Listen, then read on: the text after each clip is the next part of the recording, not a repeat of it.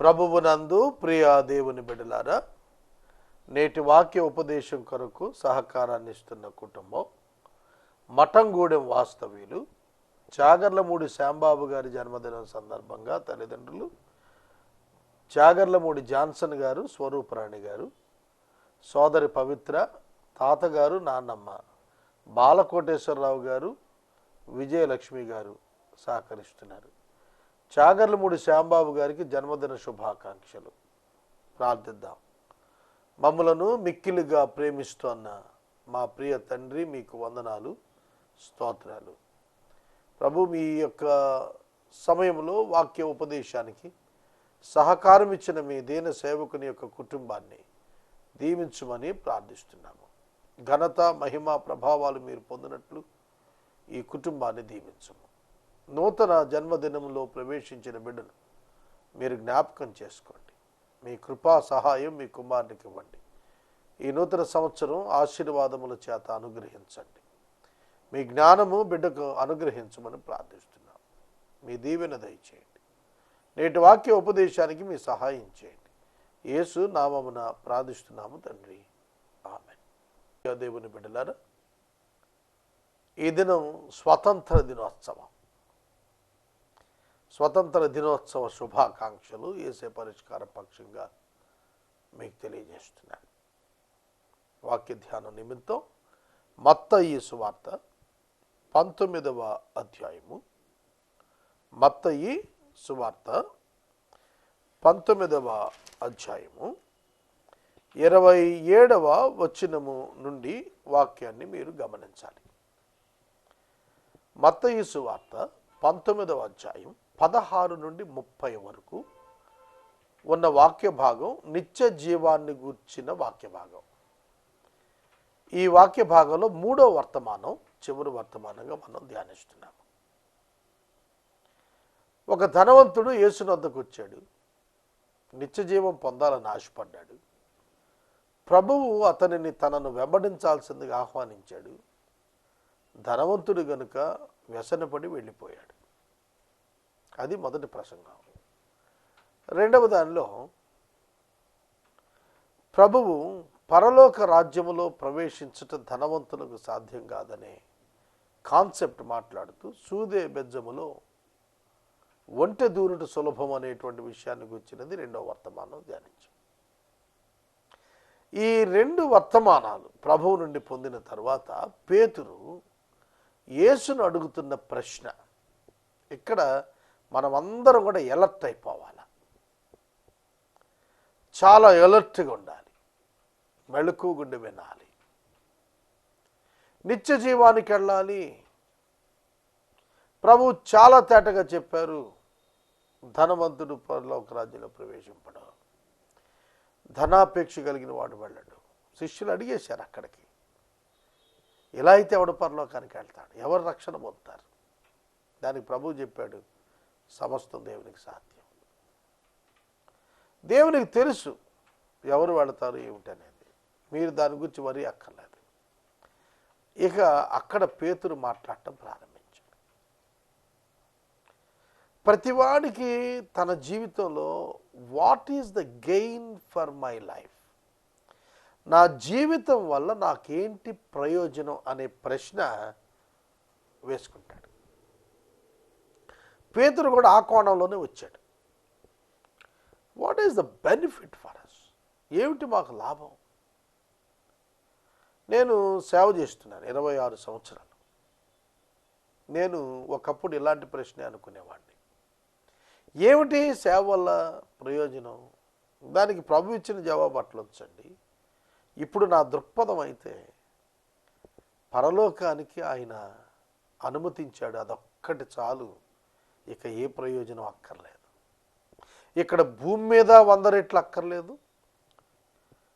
అక్కడ పరలోక రాజ్యంలో గొప్ప స్థితి అక్కర్లేదు. పరలోకంలో ప్రవేశం ఈ పాపికి దొరికింది, అంతే చాలు. అక్కడ నేను ఈక్విలిబ్రియం అంటారు చూశారు ఎకనామిక్స్లో, కనుక అక్కడ నేను స్థిరంగా ఉన్నాను.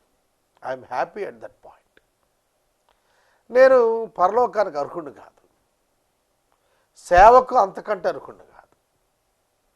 పరలోకానికి అర్హుని చేసి సేవకు యోగ్యునిగా ఇచ్చి ఉన్న దేవుణ్ణి ఇంకేం అడుగుతాను? నేను ఏం అడగలేను. కనుక నన్ను పరలోకంలో ఆ స్థితిలో ఉంచి ఈ స్థితిలో ఉంచని అడిగే స్థాయి లేదు నాకు. కనుక ఐఎమ్ కంటెంటెడ్. నేను ఎక్కడ తృప్తి చెందానంటే, పాపినైన నాకు పరలోకం ఇచ్చాడు, చాలు. కనుక పేతురు అడుగుతున్న మాట చాలా అద్భుతం. ఇది పేతురు అడగకపోతే చాలా గొప్ప కాన్సెప్ట్ లోకం మిస్ అయిపోయేది. పేతురే కనుక ఈ ప్రశ్న అడిగి ఉండకపోతే యేసు ప్రభువుని, ఇవాళ గొప్ప జవాబు ప్రపంచం మిస్ అయ్యేది. విశ్వాసులు ప్రధానంగా మిస్ అయిపోయేవాళ్ళు. అదేమిటో చెబుతాను నేనండి.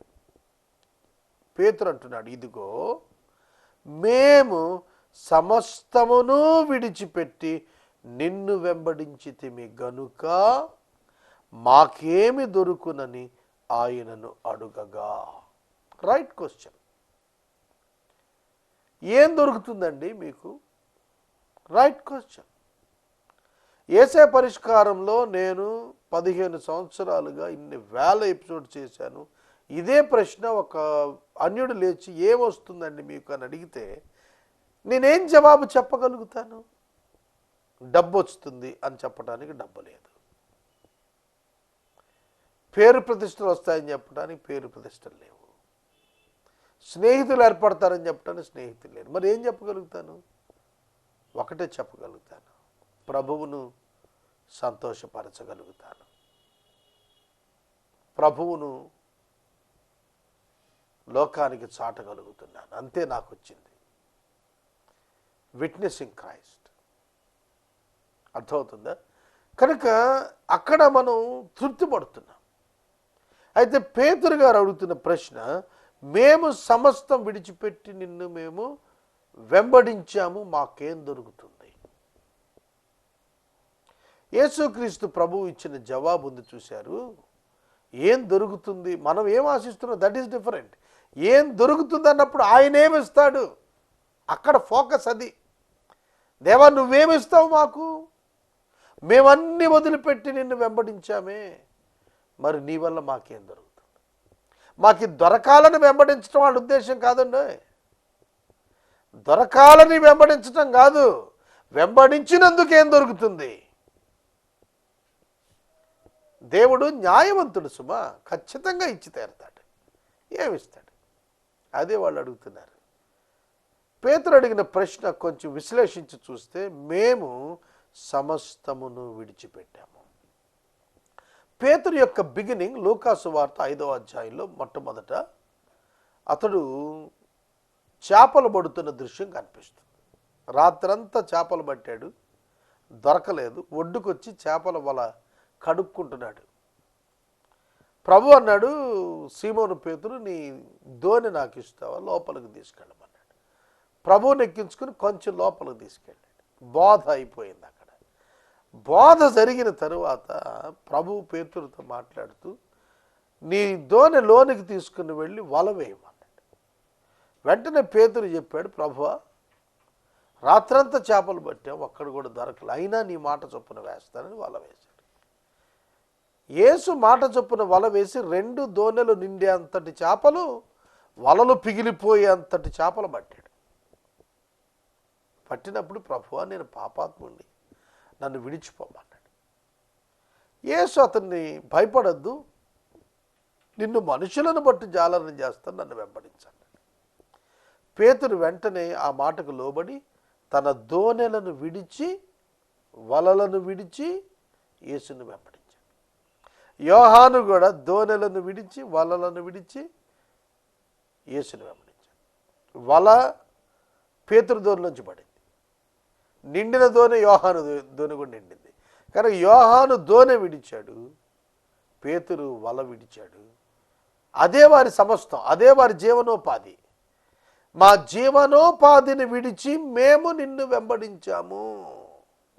సమస్తమును విడిచి అన్నప్పుడు వారు స్వస్థలాన్ని విడిచారు, వారు బంధువులను విడిచారు, వారు కుటుంబాలను విడిచారు.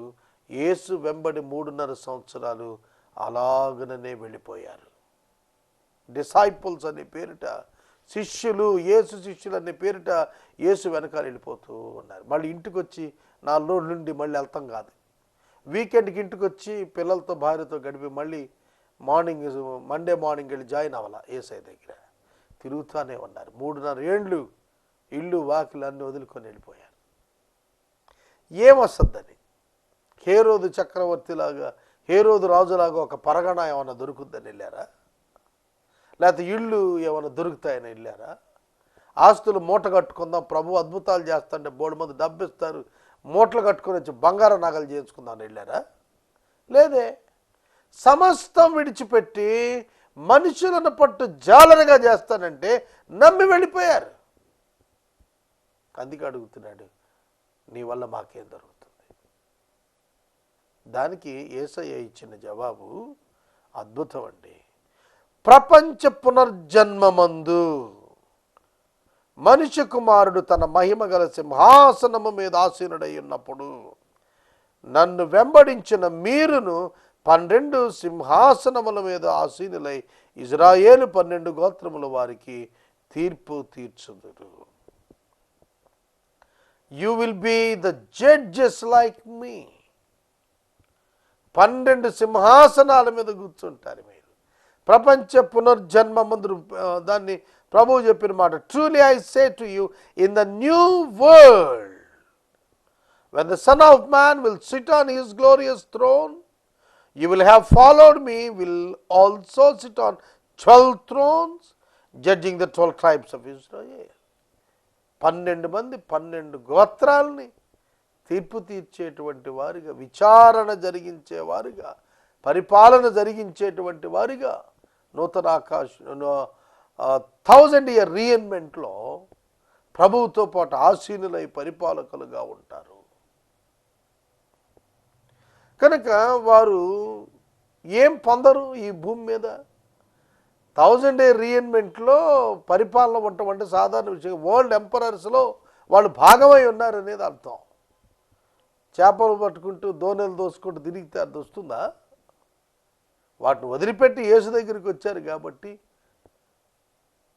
న్యూ వరల్డ్ అన్నాడు. న్యూ వరల్డ్ ఎక్కడ? నూతన భూమి నూతన ఆకాశం అది వేరు, ప్రకటన 21లో ఉన్నది. ఇది న్యూ వరల్డ్. పాత లోకం గతించిపోయినప్పుడు, అపవాది యొక్క లోకం గతించినప్పుడు, ప్రభువు 2వ రాకడలో ఈ భూమి మీద తన రాజ్యాన్ని స్థాపించినప్పుడు ఈ 12 మంది అపోస్తలులు కూడా సింహాసనాల మీద కూర్చుంటారు. తీర్పు తీర్చువారిగా, పరిపాలకులుగా వాళ్ళు మారబోతున్నారు. అక్కడితో ఆపేశాడా? అంతవరకేనా చెప్పింది? ఎప్పుడో దాని సంగతి మాకెందుకు ప్రభా, ఏమిటి ఇంకా? దానికి ఆయన ఇచ్చిన జవాబు అంత మాత్రమే కాదు, నా నిమిత్తము మీరు ఈ విధంగా తల్లిదండ్రులను అయినను, తల్లినైనను, తండ్రినైనను, పిల్లలనైనను, భూములనైనను, ఇండ్లనైనను విడిచిపెట్టి ప్రతివాడును 100 రెట్లు పొందును, ఇదిగాక నిత్య జీవం స్వతంత్రించుకుంటారు. 3 స్టెప్స్లో చెప్పాడు. 1, 12 సింహాసనాల మీద కూర్చొని మీరు చేస్తారు. అది కాక మరొక బహుమానం మిగిలింది. ఏమిటంటే, ఎవడైనా నా నిమిత్తము తల్లినైనా, తండ్రినైనా, బిడ్డలనైనా, ఇంటినైనా, దేన్నైనా, ఆస్తినైనా, భూములనైనా, ఇండ్లనైనా విడిచిపెట్టిన ప్రతివాడు 100 రెట్లు ఇదే భూమి మీద పొందుతాడు. 100 రెట్లు పొందుతాడు. మీకు విషయం తెలుసా? అన్నదమ్ములు అనే పదం ఎవరికి వాడతారండి? ఒక తల్లికి పుట్టిన బిడ్డలకి. నాకు మా తల్లిగారు మమ్మల్ని 2 కన్నారు, నేను నా తమ్ముడు. ఆయన చనిపోయాడు అనుకోండి, భూమి మీద నేను తమ్ముడు అని పిలిస్తే ఒక్కడనే పిలవగలుగుతాను, అన్న అని పిలిస్తే వాడు నన్ను ఒక్కడనే పిలవగలుగుతాడు. ఇప్పుడు అది కూడా లేదు. కానీ ఇక మందు 100 రెట్లు, ఆ రోజుల్లో 100 రెట్లు, ఇప్పుడు 1000 రెట్లు దాటిపోయింది. ఇవాళ నన్ను అన్న అనేవాళ్ళు, నేను అన్న అనేవాళ్ళని లెక్కేస్తే 1000 మంది ఉన్నారు. అర్థమవుతుంది. నా సెల్ ఫోన్లో ఫోన్ నెంబర్లే 1200, 1300 దాటిపోయినాయి. నేను చిన్న సేవకుడు, అదే పెద్ద పెద్ద సేవకుడు ఎంతమంది? ఇక మందు 100 రెట్లు, ఇక మందు 100 రెట్లు. ఒక్క ఇల్లు మా తండ్రి నాకు ఇచ్చిన దానిలో సమకూర్చుకోగలిగాను. కనుక నేను మనవి చేస్తున్నాను, ఒక్క ఇల్లు నేను సంపాదించుకోగలుగుతాను, కానీ యేసుక్రీస్తును కలిగి ఉన్నందున ఇవాళ నాకున్న ఇళ్ళు ఎన్ని అనంటే every house is open for me. నేను కొన్ని చోట్లకు వాక్యం చెప్పడానికి వెళ్ళినప్పుడు సంఘాలు అడుగుతాను, ఇవాళ ఎవరైనా నన్ను చేర్చుకుంటారా మీ గృహాన్ని అన్నప్పుడు మెనీ పీపుల్ కేమ్ ఫార్వర్డ్. ఎంతోమంది ముందుకు వచ్చి, అయ్యా మా ఇంటికి రండి, మా ఇంటికి వెళదాం, మన ఇంటికి వెళ్దాం రండి అయ్యారు అంటారు. కనుక ఎన్ని ఇండ్లు? 100 రెట్లు. అదప్పుడు, ఇప్పుడు వేల రెట్లు. కనుక సువార్త సేవలో యేసును వెంబడిస్తున్నవాడు భూమి మీద ఏం సంపాదించుకుంటాడంటే 100 రెట్లు, ఇంకా అత్యధికం. ప్రియమైన సహోదరుడు, మనకు తల్లి తండ్రి ఒక్కరే, కానీ ఎంతమంది తల్లులు యేసుక్రీస్తునందు మనకు, ఎంతమంది తండ్రులను, వృద్ధులను తండ్రులుగా భావించేవాడిని మనకిచ్చాడు. నా పరిచర్య కొరకు ఎంతమంది తండ్రులుగా ఉన్నారో తెలిసిన పెద్దలు, ఎంతమంది తల్లులుగా ఉన్నారో తెలిసిన.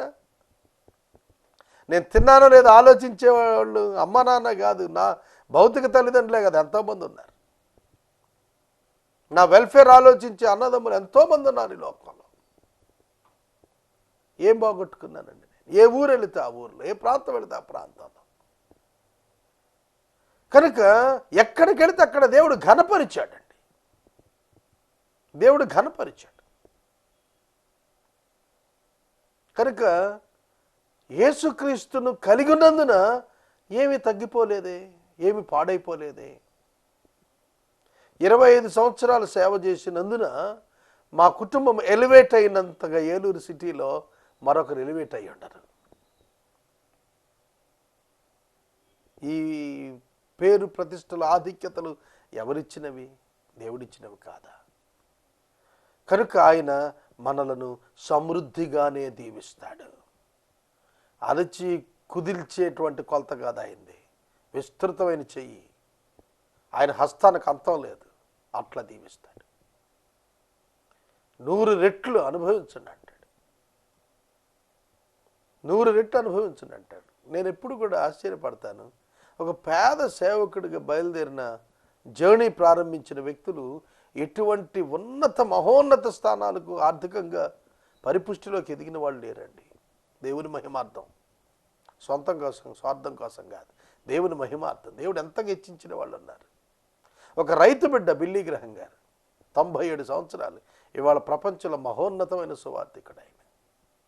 ఆయన ఇండియా రావటానికి గవర్నమెంట్ పర్మిషన్ అవ్వదు, వస్తే పట్టే స్థలం లేదు, గ్రౌండ్స్ లేవు. ఎంత దీవించబడ్డాడు బిల్లీ గ్రహం గారు. నేను మీ ఇంటికి వస్తాను అని అంటే ప్రపంచంలో కొన్ని కోట్ల కుటుంబాలు డోర్స్ తెరుస్తారు ఒక్కసారిగా. 100 రెట్లు, 1 కోటి రెట్లు. అర్థమవుతుందా? మనమే నష్టపోవండి. దేవుని కొరకు దేనిని నీవు త్యాగం చేసినా సమృద్ధి అయినటువంటి విధానంలో దేవుడు నిన్ను అభిషేకిస్తాడు. అంత మాత్రంతో వదిలేలా భూమి మీద 100 రెట్లు ఇవ్వటంతో పాటు అదియునుగాక ఇదిగాక నిత్య జీవాన్ని స్వతంత్రించుకుంటారు. ధనవంతుడు అడిగాడు, నిత్య జీవానికి వెళ్ళాలంటే నేనేం చేయాలి ప్రభువా అంటే, బెస్ట్ ఎగ్జాంపుల్స్ ప్రక్కనే ఉన్నారు, శిష్యులు పక్కనే ఉన్నారు. వాళ్ళు యేసు కొరకు సమస్తాన్ని వదిలేశారు, యేసు మాటపై సమస్తాన్ని వదిలేశారు. నేను మనుషులను పట్టు జాలరునిగా చేస్తాను, నన్ను వెంబడించు పేతురు అంటే పేతురు వెంబడించాడు. ఈ యవనస్తుడు వెంబడించలేక వెళ్ళిపోయాడు. నిత్య జీవాన్ని మీరు స్వతంత్రించుకుంటారు. జవాబు వచ్చింది కదా. ధనవంతుడు అడిగినటువంటి ప్రశ్న, నిత్య జీవానికి పోవాలంటే ఏం చెయ్యాలి? ఆ ప్రశ్నకు జవాబు పేతురు జీవితాన్ని చూపిస్తున్నాడండి, అపోస్తలుల జీవితాన్ని చూపిస్తున్నాడు జవాబును. యేసయ్య, మీరు నిత్య జీవం స్వతంత్రించుకుంటారు. You will inherit and you will inherit the eternal life. Inherit అంటే స్వాధీనం చేసుకోవటం, ఇన్హెరిటెన్స్ అంటే స్వాస్థ్యంగా పొందటం, అంటే తొలగిపోని స్థితిలో దాన్ని మీరు అనుభవిస్తారు అని అర్థం. స్వాస్థ్యం అంటే పర్మనెంట్ రెసిడెన్స్ అని, టెంపరీ రెసిడెన్స్ కాదు. మనకు భూమి మీద ఇండ్లన్నీ టెంపరీ రెసిడెన్స్. టెంపరీ రెసిడెన్స్, ఎంత బలమైన ఇల్లు కట్టుకున్నాడో చచ్చేప్పుడు బయట పడేస్తారు. అది పర్మనెంట్ రెసిడెన్స్గా చనిపోయినాక శరీరాన్ని తీసుకెళ్ళి సమాధుల్లో పడేస్తారు. అది టెంపరీ రెసిడెన్స్. కానీ ప్రభువు ఇచ్చే స్వాస్థ్యం పర్మనెంట్ రెసిడెన్స్, ఇన్హెరిటెన్స్. స్వాస్థ్యము అంటే తొలగిపోనటువంటిది, స్థిర నివాసము, డ్వెల్లింగ్ ప్లేస్, ఇన్హెరిటెన్స్ పరలోకంలో దొరుకుతుంది మీకు. కనుక పరలోకం దొరకటానికి కారణం ఏమిటంటే సమస్తము విడిచిపెట్టి యేసును వెంబడించారు, అందున వారు నిత్య జీవము స్వతంత్రించుకున్నారు. That is the answer. 16వ వచనంలో ధనవంతుడు అడిగిన ప్రశ్నకు యేసు 29వ వచనంలో చెబుతున్నాడు. ఇక్కడ నెక్స్ట్ వచనంలో, తర్వాత వచనంలో కంపారిజన్ చెబుతా అన్నాడు. మొదటి వారు అనేకులు, కడపటి వారు అగుదురు, కడపటి వారు మొదటి వారు అగుదురు. ఏమిటి దీని అర్థం? Who lives according to the law of god, they feel that they are first. ఎవరైతే ధర్మశాస్త్రం ప్రకారం బ్రతుకుతున్నామని ఘనంగా చెప్పుకుంటారో వాళ్ళు అనుకుంటారు మేమే మొదట పరలోకంలో, వీళ్ళు కాదు అనుకుంటారు. కానీ కడపటి వారిగా, వారి చేత ఎంచబడి క్రీస్తు కొరకు సమస్తాన్ని విడిచిపెట్టి క్రీస్తుని వెంబడించిన వారు దేవుని చేత మొదట వారిగా ఎంచబడతారు. ప్రజల ఎదుట తామే మొదట వారిని భావించిన వారు దేవుని చేత కడపటి వారుగా ఎంచబడతారు. ఎవరైతే ధర్మశాస్త్రం ప్రకారం మేము నీతిమంతులు అని చెప్పుకున్నారో వారు కడపటి వారు, వారు చివరి వారు. They are not prominent, they are not important for god, before god. దేవుని ఎదుట, దేవుని ముందు, దేవుని కొరకు వారు గొప్పవారు కాదు. కనుక ఎవరైతే దీనత్వం చేత, ఎవరైతే విశ్వాసం చేత, ఎవరైతే క్రీస్తుని వెంబడించే ప్యాషన్తో సమస్తాన్ని వదిలి ఆయన మాట నమ్మి వచ్చేశారో వాళ్ళండి స్వతంత్రించుకోలేని. ఒక ఉదాహరణ బైబిల్లో చూపిస్తాను. అబ్రహాము తన కుమారుడైన ఇస్సాకునకు వివాహం చేయాలని అనుకున్నప్పుడు ఎలియాజర్ను పిలిచి చెప్పాడు, నా కుమారుని కొరకు నా తండ్రి ఇంటికి ఉన్న స్థలానికి నువ్వు వెళ్ళి అక్కడి నుంచి ఒక కుమార్తెను తీసుకురా, కనాను స్త్రీలను చెయ్యొద్దు అన్నాడు. ఎలియాజర్ అడిగాడు, అయ్యా మరి అమ్మాయి రాకపోతే? రాకపోవటం అంటూ ఉండదు, ఒకవేళ రాకపోతే నువ్వు ఈ యొక్క అగ్రిమెంట్ నుంచి విముక్తుడు అవుతావు, తొడకంద చేయబెట్టి ప్రమాణం చేయమన్నాడు. నా కుమారుని తీసుకెళ్ళొద్దు, ఆవిడని తీసుకురా. అయితే ఒకటి గుర్తుపెట్టుకో, దేవుడు తన కార్యం సఫలం చేస్తాడు, నీకంటే ముందు దేవదూత పోతాడు, ఆయన సమస్తం సిద్ధం చేస్తాడు, నువ్వు చేయాల్సిందేమీ లేదు. యెహోవా దూత సమస్తం సిద్ధం చేస్తాడు, దాన్ని ఫాలో అవు, ఆవిడ తీసుకురా అని చెప్పాడు. రైట్. ఎలియాజరు 1 month జర్నీ ప్రయాణమై వెళ్ళాడు. కనాను నుండి ఎక్కడికో ఊరు పట్టడం ఉన్న ప్రాంతం, హరాను ప్రాంతం, ఆ ప్రాంతానికి వెళ్ళాలి. 1 month జర్నీ ప్రయాసపడి వెళ్ళాడు. వెళ్ళిన తర్వాత రిబకా, బెతూయేలు కుమార్తె లాబాను, బెతూయేలు కుమారుడు కనపడ్డారు. లాబాను సహోదరి కదా రిబకా. రిబకాని తీసుకురావాలా, జాగ్రత్తగా వినండి. రిబకా కన్యక, చిన్నది. ఎలియాజరు వెళ్ళి లాబానుతో చెప్పాడు. లాబాను బెతూయేలు దగ్గర తీసుకుపోయాడు. అందరూ కూర్చుని మాట్లాడుకున్నాడు. వచ్చిన పని అయిపోయింది, ప్రదానం చేసేసాడు. చేసినాక ఉదయాన్నే లేచి ఎలియాజరు అన్నాడు, నేను బయలుదేరుతున్నాను, అమ్మాయిని పంపించండి అన్నాడు. షాకింగ్ అది. ఆ సందర్భంలో లాబాను ఒక్క 10 రోజులు ఉంచండి మా చెల్లిని, మళ్ళీ మేము మొహం చూడం కదా. Bible is a beautiful book of relationships అండి. మా చెల్లి మొహం మళ్ళీ మాకు కనపడదు కదా, ఒక 10 days ఉంచండి, మేము ఆనందిస్తాం, ఆవిడని చూస్తాం. అబ్బాబ్బే లేదండి, మా యజమాని దగ్గరికి నేను వెళ్ళిపోవాలా, నేను వచ్చిన పని అయిపోయింది, I can't waste my time, నేను వెళ్ళాల్సిందే అన్నాడు. సరే, వాళ్ళు మాట అనుకున్నారు ఏమిటంటే రిబకాని పిలిచి అడుగుదాం వెళుతుందో లేదో అన్న. ఖచ్చితంగా లాభాన్ని అనుకుని ఉంటాడు, లేదు లేదు నేను వెళ్ళను, ఇక్కడే ఉంటాను, కొంతకాలం అంటది అనుకున్నాడేమో. కానీ రిబకా అంది, నేను వెళతాను అంది. వాట్ ఏ బ్యూటిఫుల్ స్క్రిప్చర్ అండి. ఎంత అద్భుతమైన వాక్యం అంటే, నేను వెళ్ళుదును సిద్ధపడిన మనసుతో ఉన్నది ఆవిడ. ఒకసారి ఆలోచించండి. రిబకా ఒక్కసారి బెతూయేలు ఇంటి నుంచి బయటకు వచ్చేస్తే మళ్ళీ వెనక్కి వెళ్ళదు, ఇంటిని విడిచింది. బెతూయేలు తండ్రిని విడిచింది, తల్లిని విడిచింది, అన్నగారిని విడిచింది, స్వస్థలాన్ని విడిచింది, స్నేహితులను విడిచింది, బంధువులను విడిచింది. ఎలియాజరు చెప్పిన మాటలను నమ్మింది. ఎలియాజరు ఎవరి గురించి చెప్పాడు?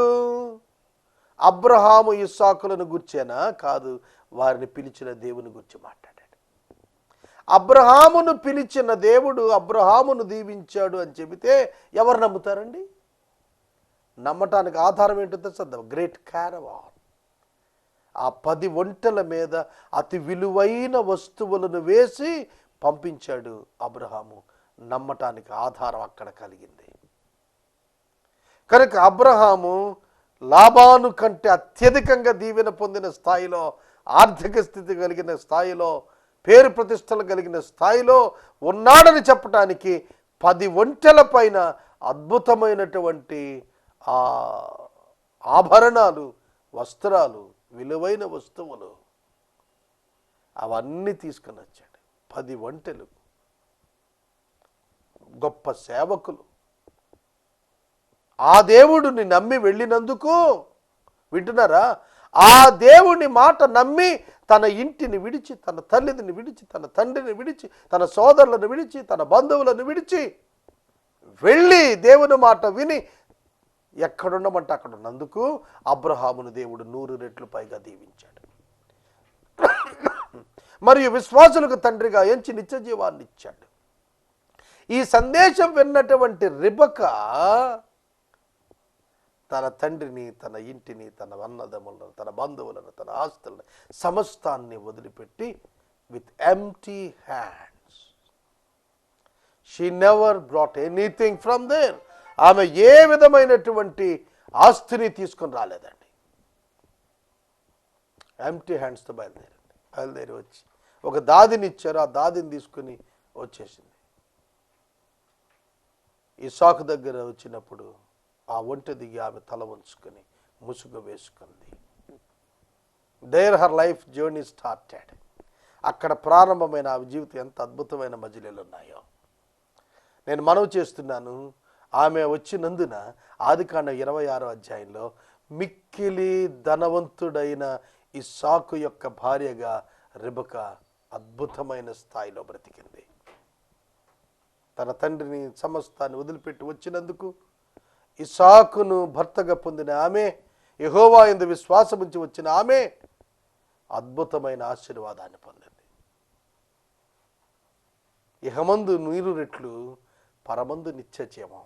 రిబకా పేరు హెబ్రీ పత్రికలో వ్రాయబడింది.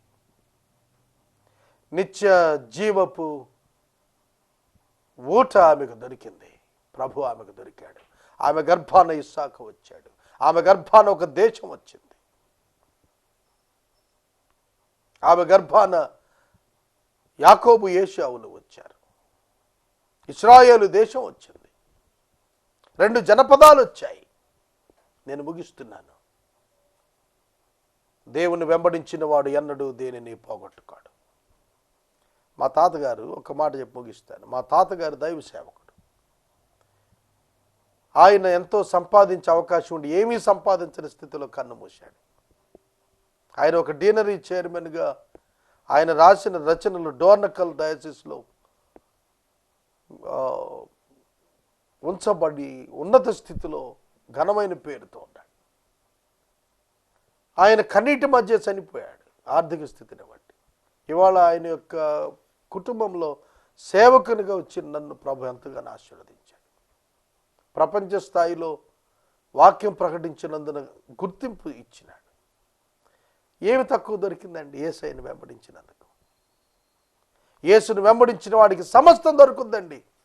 ఈ లోకాన్ని విడిచి యేసును వెంబడించిన వానికి ఇదే లోకంలో ఏమీ తక్కువ కాదని ప్రభువు పేట నేను మనవి చేస్తున్నాను. అందుకే 23వ సంకీర్తన 1వ వచనంలో అన్నాడు, యెహోవా నా కాపరి, నాకు నేమి కలుగదు. చక్రవర్తి సాక్ష్యం అది. సోదరుడా సోదరి, మొదటివారు కడపటి వారు అవుతారు, కడపటి వారు మొదటి వారు అవుతారు. నీతిమంతులమని చెప్పుకున్న వారు చరిత్ర లేకుండా పోతారు. పాపులమైన మనం పరిశుద్ధతను కోరినప్పుడు చరిత్రను సృష్టించిన వారం అవుతాం. ప్రార్థన చేసుకుందాం. ప్రభువునందు ప్రియ దేవుని బిడ్డలారా, నేటి వాక్య ధ్యానం కొరకు సహకారం ఇచ్చిన కుటుంబం మఠంగూడెం వాస్తవ్యులు చాగర్లమూడి శ్యాంబాబు గారి జన్మదినం సందర్భంగా తల్లిదండ్రులు చాగర్లమూడి జాన్సన్ గారు, స్వరూపరాణి గారు, అక్క పవిత్ర గారు, తాత నాన్నమ్మలు బాలకోటేశ్వరరావు గారు, విజయలక్ష్మి గారు సహకారం అందిస్తున్నారు. ప్రార్థన. మమ్మల్ని మిక్కిలిగా ప్రేమిస్తున్న మా తండ్రి, చాగర్లమూడి శాంసన్ గారి కొరకు ప్రార్థిస్తున్నాం. వారికి ఇచ్చిన నూతన జన్మదినం కొరకు వందనాలు. జాన్సన్ గారు, స్వరూపరాణి గారు, పవిత్ర గారు మరియు బాలకోటేశ్వరరావు గారు, విజయలక్ష్మి గారి కొరకు ప్రార్థిస్తున్నాం. ఈ కుటుంబాన్ని దీవించండి. నూతన ఎపిసోడ్ సహకారాలను పంపండి. రక్షకుడైన యేసునామమున ప్రార్థిస్తున్నాము తండ్రి, ఆమేన్. తండ్రి అయిన దేవుని ప్రేమ, కుమారుడైన యేసయ్య కృప, పరిశుద్ధాత్మని అన్యోన్య సహవాసం సదా మనకు తోడై ఉండును గాక.